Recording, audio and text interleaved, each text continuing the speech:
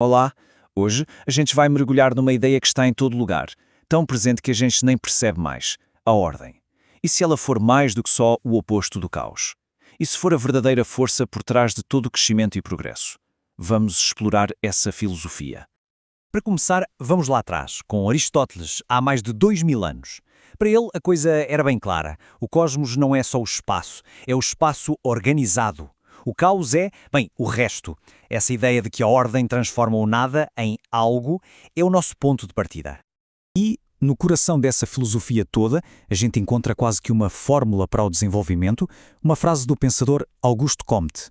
É a espinha dorsal de todo esse sistema de pensamento. E aqui está ela: amor por princípio, ordem por base, progresso por fim. Parece simples, quase um slogan, não é? Mas cada pedacinho aí tem um papel fundamental e super conectado. Vamos entender a lógica por trás de cada um. Tudo começa com o amor. Mas olha, não estamos falando só de um sentimento. Aqui, o amor é o motor, sabes? A faísca que dá início a qualquer grande ação. É o porquê por trás de tudo, o que nos move a querer construir algo melhor.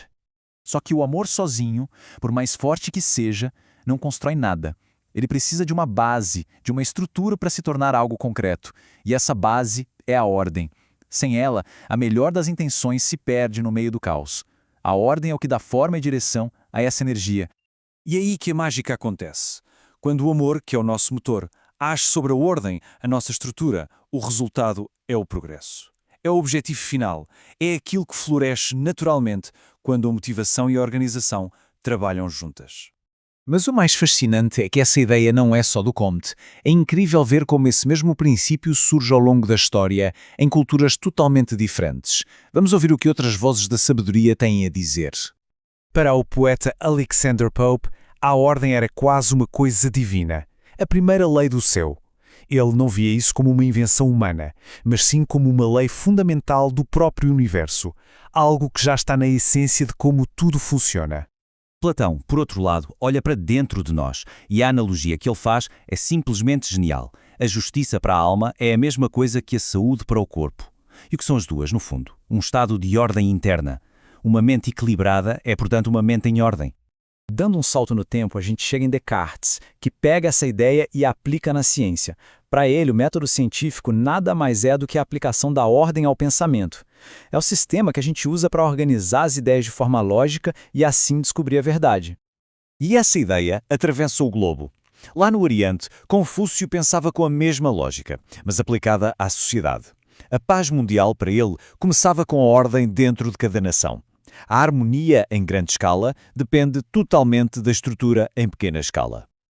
Então, já entendemos o porquê da ordem ser tão crucial. Agora vamos para o como. Essa filosofia não fica só no elogio.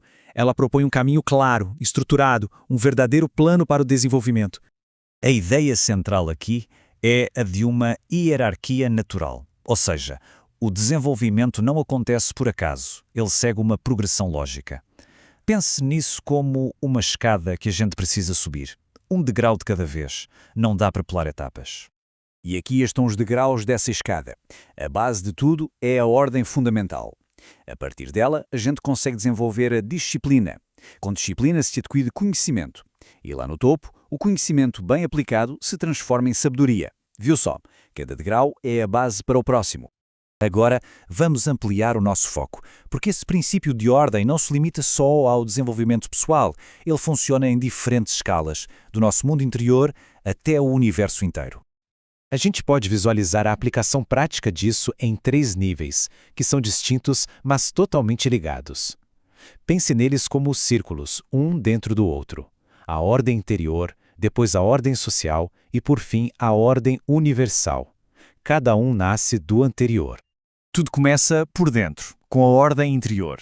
É sobre arrumar a casa, sabe? Organizar a própria mente, alinhar as ações com os valores. É o alicerce.